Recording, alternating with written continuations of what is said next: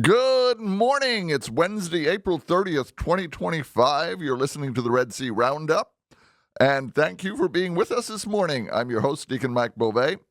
Today, as always, we have a great show, but we also have a special show because this morning we're going to be talking with Trey Cashion about the history of the RED-C Apostolate.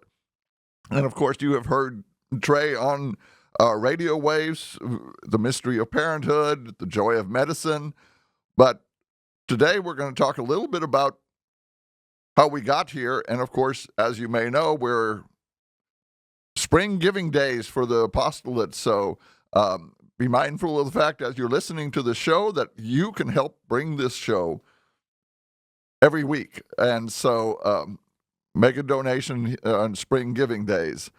Trey, good morning. How are you? I'm great. Good morning to you. Yeah. It's wonderful to have you.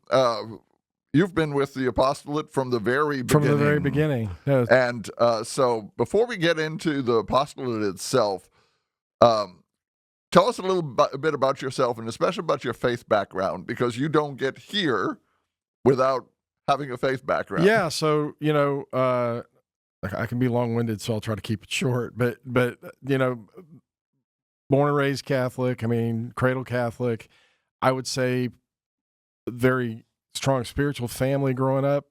Parents were good, but I would say I was pretty nominal Catholic. Moved here right after having our first child, and got into Bible study with actually a group of Baptist guys that I was really good friends with, and they encouraged me to read the Bible through from start to finish. Did that, and during that time had a conversion. I had a call, something. It was a real event. It was not a thinking through it. There was an encounter. And soon after that, decided to go get my master's in theology at University of Dallas, the IRPS program, which was such a blessing. And since then, it's actually, we can get to this, but then started trying to live a life that was consistent with what we believe. So that conversion was probably, I'm guessing, was around what would have been 97. So I was 32, I guess. So pretty far down the road. I went to mass every weekend because that's what you're supposed to do. But it became something that was really central to my life. Jesus was central. His church was central at about 32, 33. So you mentioned the word encounter, and I think this is one of the things that is hard to explain to people, because most people that have a true conversion or reversion, it is an encounter. You literally meet Jesus somewhere in your life. Right. And that's impossible to explain to people until they've gone through it. No, it really is. And I try. I heard a voice that was not my own. It was one of those things. And I've always, after going to do theology, I kind of know when you have a real encounter, something changes and you recognize it's not you. You recognize not only that what I heard, I'm not saying everybody has to hear a voice, but and it wasn't audible. Stephanie was in the house. There was not a booming deal, but there was definitely something that in a moment really changed my life, and not something, someone. Yes. Yeah. Now, how did you meet Dennis, and how did he con you into this? Well, what happened, and I'm sure we knew Dennis before, but we all had kids about the same age. So Christopher Cutsmo, Dennis Maka, David B. Wright. There was a group of people that were roughly the same age, with children the same age, and so our first children, some of these, Christopher Cutsmo, Dennis, there are quite a few others, but we're going through for the first Holy Communion preparation at actually St. Anthony's back then, and I had just finished or was in the process of working on my no, I would have been after my master's in theological studies from UD, and I was like, I want to teach sacramental prep for my kids, and then all those other people were like, well, yeah, why don't you take our kids? And so that's kind of how I think we grew closer at that point. So that would have been 2002, 2003, I think. So before RED-C, but Right. yeah, but it actually flowed out of that. Sure. So, what did you think when Dennis came to you and said he's thinking of starting a radio station? Well, it's funny. I can remember I had gone to him. What I remember is, and I've slept since then, but but what I remember is we went to either 40 Days for Life deal, and I think some Christian politician that spoke at this thing, and I had gone and talked about the idea of trying to have something for family life, given my training, given the fact that I was living in a house with a beautiful wife and 6 young children. It was like, kind of got to do that anyway. Right. And I'd gone and talked to him, and then he came over to talk with me, and he said, I've got this crazy story, which I know most people that if they've listened have heard the story. He said, I was in the shower and you're going to start a radio station. And that's kind of how it happened. RED-C, prior to this is when we knew each other. That's when he was going to do the radio station. So this was a few years later. But at the end of that First Communion prep class, and then they all received First Communion, some people approached me and said, hey, would you do something a little bit more intensive? And I was like, oh, I really want to do that. So went to Father Mike, now Bishop Mike Sis, and said, hey, can we meet here? They're from all different parishes at the time. And he was like, sure. And so designed kind of how I would want to teach my kids and shared it with them. And it was kind of a family gathering. So instead of it being, it was parents coming with their children and us all sitting in a room having some content, and then allowing them to break off to where the parents could talk with their own children, then come back and kind of share. That was the model that we used. And that was kind of prior to this. And it was I think it was actually at a RED-C. Well, it wasn't called RED-C, whatever this thing was. I don't know if it had a name. He came and kind of shared with the group that I think being called to start a radio station. We felt like it fit into what we were already doing, just a little bit broader. We had no idea where we are now. I mean, we couldn't have even imagined it. And I think this is something that, people that strictly think of RED-C as the radio station, right, fail to recognize that it was never just a radio station. No. So what's interesting was we had to have an entity, and we wanted to get the approval of the bishop, which was Bishop Amon at the time. And, but we're kind of told it needs to not be tied with a parish for a lot of reasons. And we were already meeting as this group.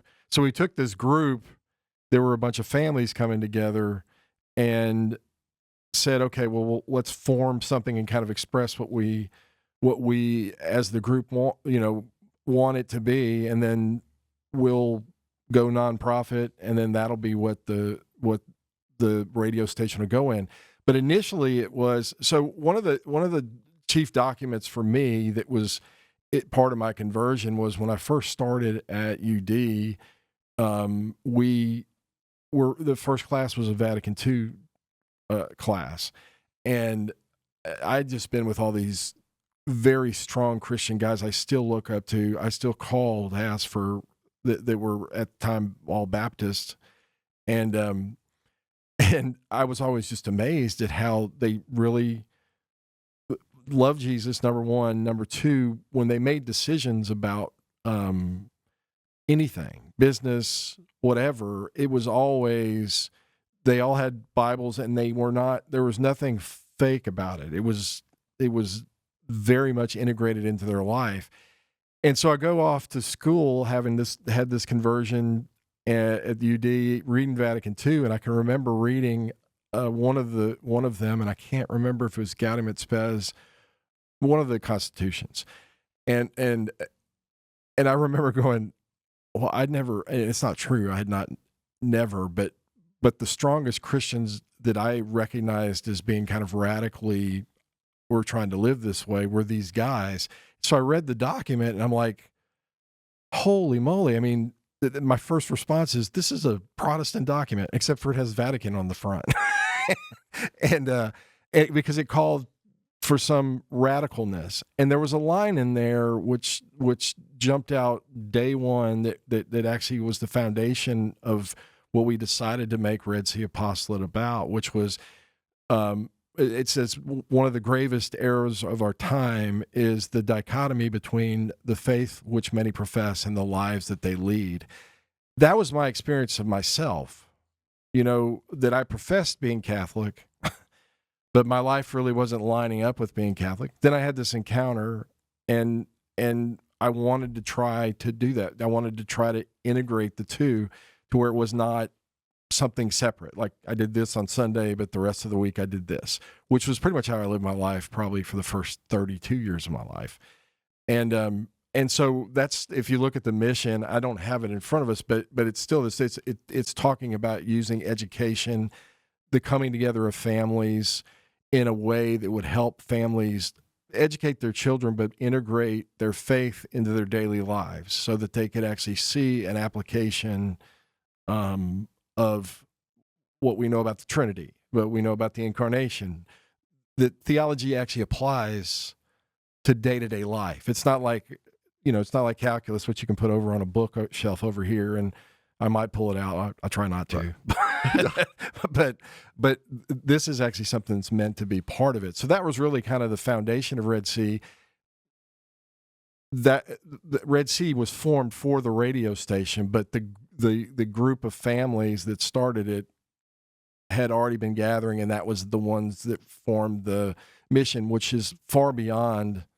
The radio station became kind of the central part, but that's not the history of this, and that's why there's other things. We've had people talk about, do you have mission drift or whatever? No, it's just that this took off, and it's kind of been central to it, but it's never been the only part of it. It's just one aspect of how do we help parents, families grow in their faith and integrate it into their lives. I think what you were just talking about, the thought I had while you were speaking, is that the document, Vatican II document, Lumen Gentium. Okay, that's it. Light to the nations, light nations, right, to the world. That's exactly what it's talking about, is the fact that the church is intended to be visible. Right. And not the church, but the domestic church. Right, exactly. And so, the RED-C, religious education for the domestic church. Exactly.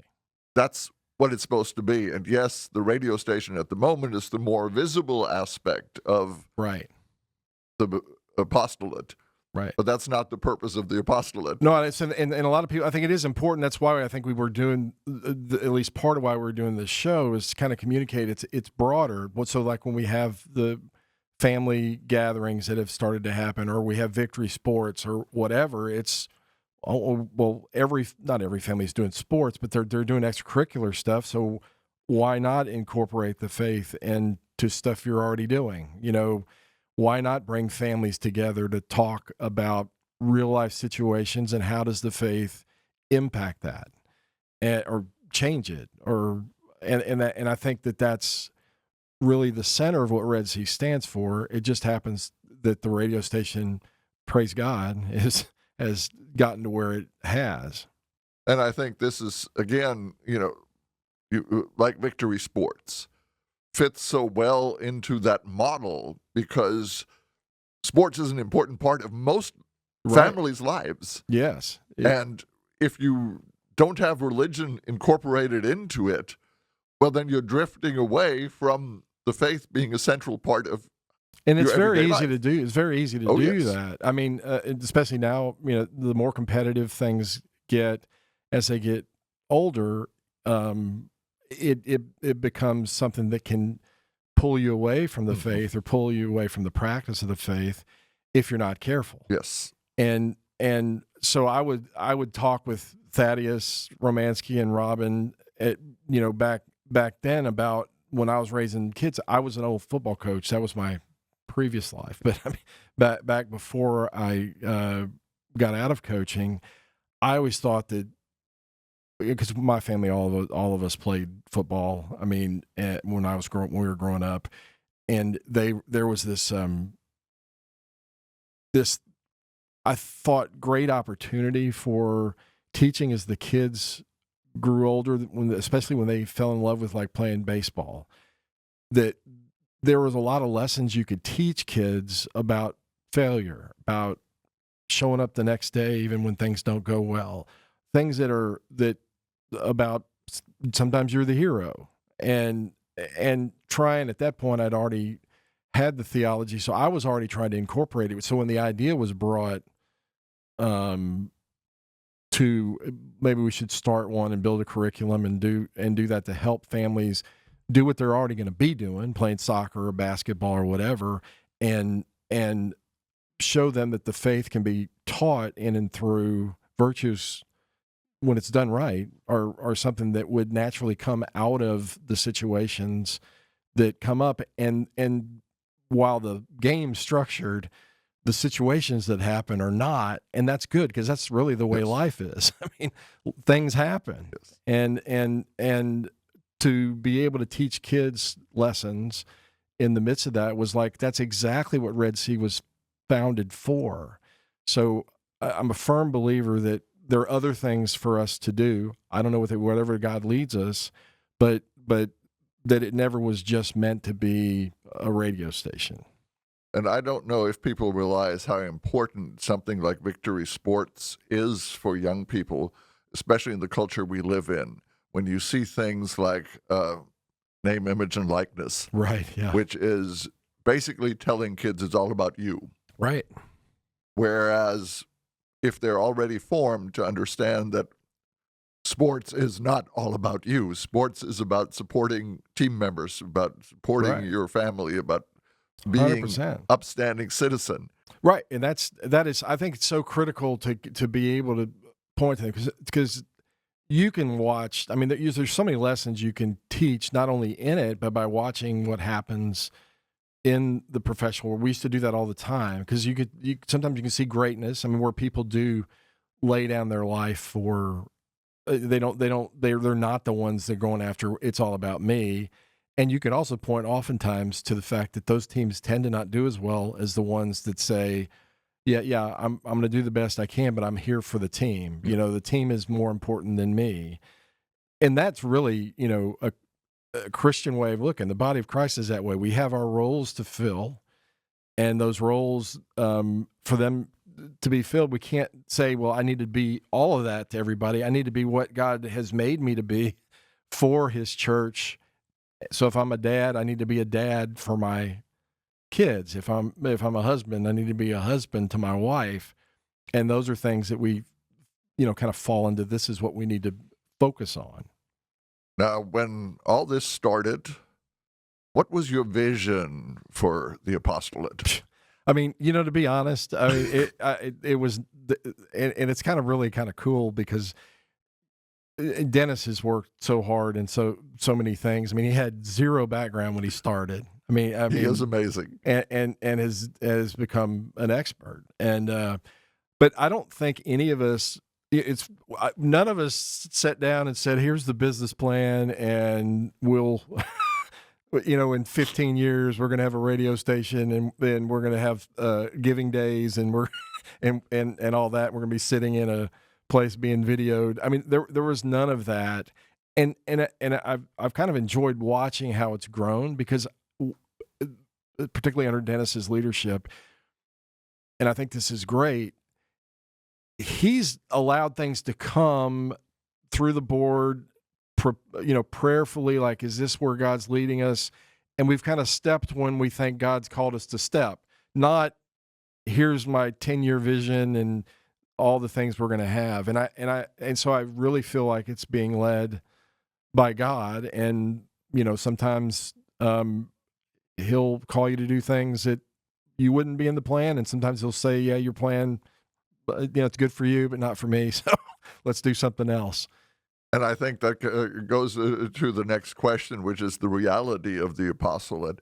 And I think, just looking at where the apostolates come in the last several years, yeah, it is more a trust in God than anything else. Because I know several times that there were decisions made where that wasn't the reasonable decision to make, but that was where God was calling the apostolate to go. And we said, go. Right. And I think that's what, and I hope that's always the way it is, because you really can experience God working. Sometimes you can convince yourself that I'm the one doing this. And I know Dennis has never done that. I don't think anybody that's sat on the board or been involved in this has ever seen, like, this is our plan. It's always been God is directing this. And so we'll step when we think we're to step. And if we do that, then we're going to step out in faith sometimes. Maybe we don't have everything we need for that to happen, but we're going to do it. So there's a lot. I mean, Victory Sports is one of those things. The radio station, the expansion, even to be here where we're sitting right now was a step of faith. That is integrating the faith, because ultimately faith is not like I develop a plan and then just say, God, just come hop on board and I'll take you where I want to go. Some people like to do it that way. This has been more like, okay, Lord, what do you want done? And we'll take the step out. And so when you step out, sometimes it makes you queasy. I think Mother Angelica, who's one of my favorites, used to say, faith is having one foot on the ground and your stomach in your throat. I mean, the other, just because you're just, and I think there's been times when that's been the case where, and I think that's not a bad thing. I mean, As a business person, everybody'd like to have everything and know that this is what it is, but the biggest Catholic media outlet for years, was a nun who just started with walking into a place like this and say, Lord, I need one of these, and kind of walking with him through that. And I think that's a real experience of God at that point. That's where the rubber meets the road with faith. It's not just blindly jumping, but it's walking behind him and saying, okay, if this is what you're calling us to do, then we're going to step out there and do it, and then let you be the one that figures it out for us. Yeah, I always remind people that faith is nothing other than trust. Right. Faith is trusting. And this is, I can think several times when, things were proposed, this is perhaps what we should do for the apostolate. And I'm going, this is absolutely crazy. Right. And going, but, hey, that fits with what we should be doing. And I think that's another important thing that I've tried to do, because I really do believe in what kind of just happened organically back in 2002, 2003, which is this coming together of these people, was we finally kind of framed, this is what we want. So I do think it's important to have maybe a mission statement that you think is led by God, so that you can always go back. My wife, Stephanie, always says, one of her best friends said, you have to say no to things to protect the yeses. And I think that's always good to be able to go back and say, we may need, because rarely are you saying no to something that's bad. Right. You're saying no to things that are good, and you have to have a measure to say, are we living what we said we were trying to live? And those were not our words. We used them. The primary part of the mission was stolen from the document that said that we have to live lives that are integrated, or we're called to live lives that are integrated. Yes. And I think, so often when you have to say no to a good thing, it's good to have that mission statement, and you can look at it and say, okay, does this fall within that mission? Right. Do we really want to expand to something that doesn't fall within the mission? And Right. most of the time, the good answer is no.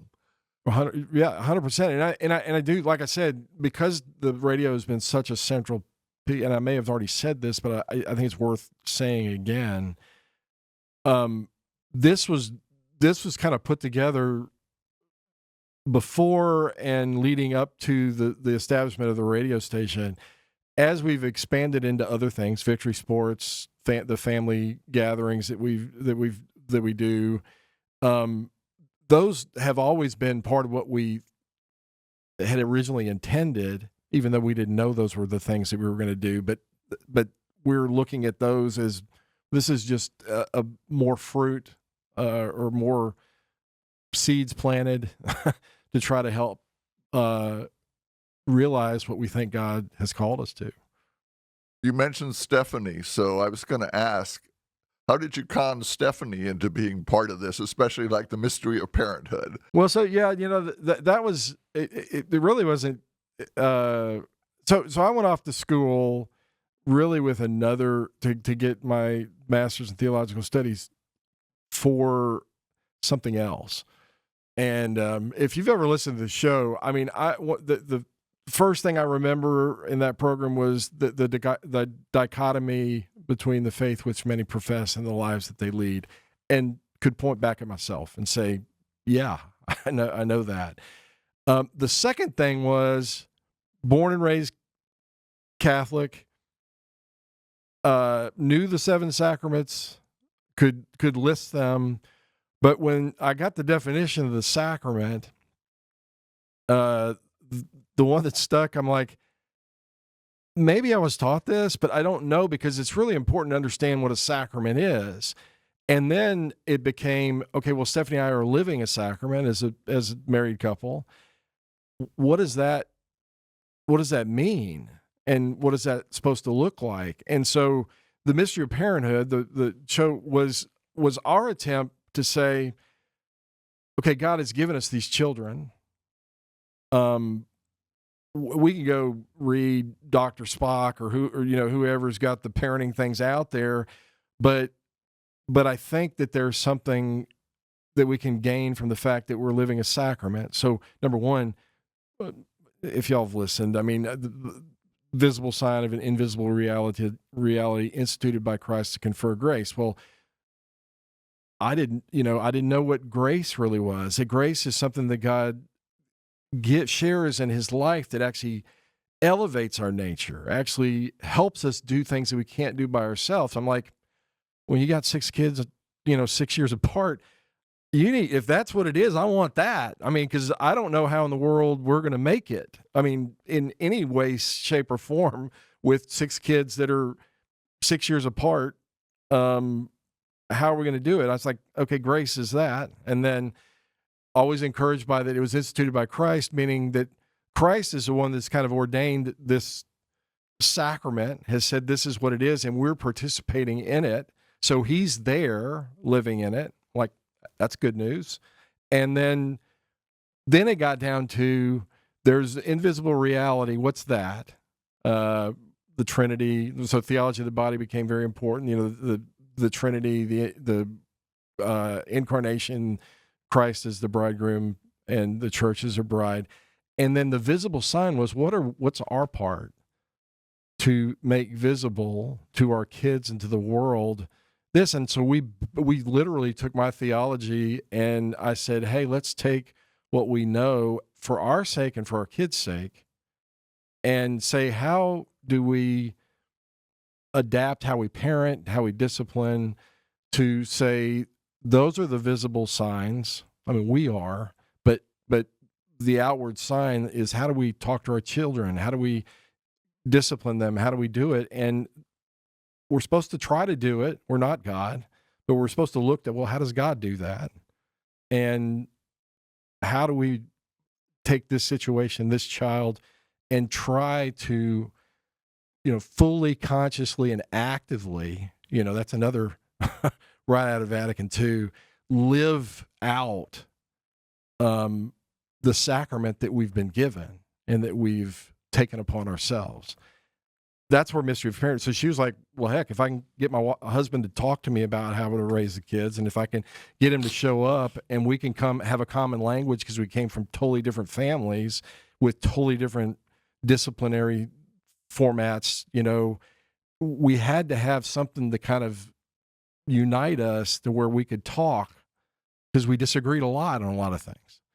But we were able to say, okay, it's something outside of us that we're pointed towards, similar to what RED-C's become, that we wanted. So I don't think it was that hard once we said, I want grace. Jesus has put us here.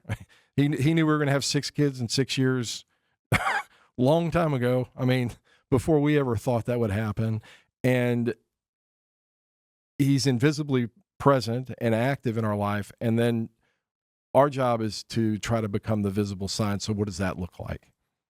One of the things that I always thought listening to the show is how well it fit in with the parameters of religious education for the domestic church. But the other thing I noticed on the show is so often it sounded like, here's what we learned, and we want to share this. Right, 100%. And I think this is, so often, we hesitate to share something that, in a way, God has given us. Right. That's what we're meant to get. I mean, to love is to give yourself away, right? Yes. And so part of what you receive is your failures, your mistakes, your successes, all those type of things. And we can isolate ourselves. I think when life gets hard, we can pull back and isolate yourself. But we need to help people understand, somebody else has been through that. Somebody else has had that struggle. Somebody else has done. So let's give that away in a way that hopefully encourages other people, maybe gives them some practical advice, but really encourages them to say, well, if they can, I used to joke that when we'd have babysitters, I'm like, with the 6 kids, that they'll never ever have kids. We'll scare the heck out of them. I mean, see how mad the house is. And then years later, all these babysitters would end up getting married and having large families. And I was like, well, I guess probably really what they were saying was, well, if those idiots could do it, we certainly can. So a lesson learned. Right. So now you also have a podcast. Yes. With your dad. Right. How did that come about? Well, my dad, I love him to death, and he's a very humble guy. I mean, he's super well trained, Harvard chief resident, chief of staff at Methodist Hospital in Houston, youngest ever. I mean, so many accomplishments. But for my entire life, I've always known him to be, when he was named chief of staff at 38 at Methodist Hospital, the Methodist Hospital in Houston. I remember him coming home. I'm going to tear up a little bit and weeping. I hope he's okay with me sharing this, but weeping and him saying, I can't believe that God wants me to do this. And so, from the example that I saw was, as a young person, I mean, I was probably 15, 14 when that happened. Number one, his openness with his emotion. Number two, his humility to say, somebody else has made this happen. So as he's grown older, he's been very good about saying, how can I help? And, at my age, I'm probably not very good at doing the stints I used to do. I'm not very good. And he kind of whittled away the things that he knew he was not as skilled as he used to be just because of age. And he wasn't afraid to let those things go, which a lot of people hang on to that. And then he wanted to share, because he loved being a doctor, loved it. I mean, so much joy taking care of people, and so much integration throughout of Jesus's involvement in miracles he's been a part of, witnessed strength that he needed in bad situations, whatever. And he wanted to write a book, which he did write one, but he was asking me to help. And I'm like, listen, you're a great teacher. And I think if we could do a podcast, we might be able to actually communicate more effectively to more people, your joy and where that joy comes from in your relationship with Jesus, and how people who are in healthcare might be able to, again, apply their faith to what they do, which is kind of central to where I think I'm called, is not only as a person, but to try to encourage people. There is a way to apply this. It's not just following rules. There's a way to take what God's revealed about our professions, about our families, about our leisure time, whatever, and bring it in that. Well, my dad showed me that young, knowing that God was involved, and I wanted to provide him with the opportunity to kind of share his joy and see, an 84-year-old man who is still super enthusiastic about being alive because he believes as long as I'm here, there's something that Jesus wants me to share with other people. And so the podcast is effectively that. And this, again, takes us right back to where we started in the beginning, that idea of Vatican II, that dichotomy between what we profess to believe and how we live our lives. Yep. And this podcast shows how you unify that. Right. How do you bring that together? Because we don't tend to think of medicine, especially in today's culture, as having anything to do with religion. And ultimately, it started with the Catholic Church. Sure, it did. And because of that very thing. And I think that's, part of the thing is I think there's a lot of fear about bringing faith. And my dad, has spent years figuring out how to bring his faith into that in a way that people are open without proselytizing. I mean, in other words, he opens himself up, and I think that that's really important. But you're right. The entirety of what this apostolate is driven by, I think, at least I think what God wants, is how do we encourage, educate people on how do you bring the faith to bear in what I've got to do in 5 minutes. Not like an added extracurricular thing that I'm studying, but something that says, it really impacts today. And it's called to impact today. And we have to open our eyes to fully, consciously, and actively live that out. Now, we've only got about 4 minutes left. Yeah. And so I want to turn to Spring Giving Days. Oh, yeah, absolutely. So why should anyone choose to support the apostolate? Well, I think in this day and age, there are so many voices calling to us from way off. I mean, when I grew up, even the odd ones were close. It just seems like now there's so many things calling us in so many different directions, so many information avenues that do it. Well, RED-C, you're going to get the true, the good, and the beautiful. You're going to get some practical application. So it's a place you can go, whether it's Victory Sports or a podcast or listening to a show on the radio, to encourage you to know you're not the only one out there who's trying to do it. No, you're not the only one out there that's struggling to live that life. Where else do you get that? And as Catholics, as Christians, we need to be able to hear from people who have made mistakes, who have struggled, to know that, hey, it's not too late for me, it's not too bad for me. So why would you support that? Well, because if you want that stuff on the air, if you want that encouragement, then help us deliver it. And I love, well, first of all, I love Jesus. That's the most important thing. And I think this is just an avenue for people who are living in a society that's not quite as supportive of the things that we believe and profess to be true, that we're trying to live out.